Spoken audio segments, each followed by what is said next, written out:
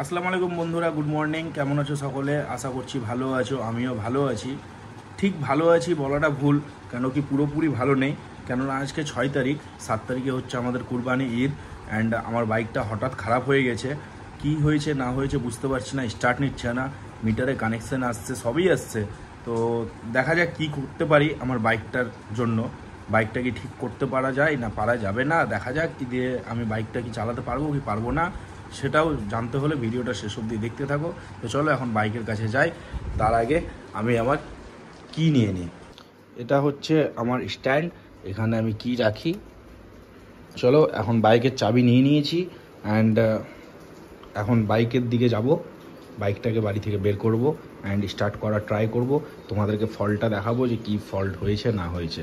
এখন আমার বাইকটা আমি বাড়ির ভিতর থেকে বাইরে বারান্দাতে বের করলাম। বাইকের লুকটা দেখো গাইস। ও চাবি অন।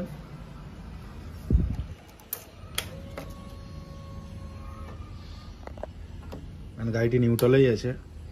এর আগে তো কি হতো, কিল সুইচ দিলে পারে একটা সাউন্ড হতো, এখন সাউন্ডটা দিচ্ছে না, নো সাউন্ড। বাট ইগনিশনের লাইটটা দেখাচ্ছে, দেখতেই পাচ্ছ। বাট স্টার্ট করছি, স্টার্ট হবে না।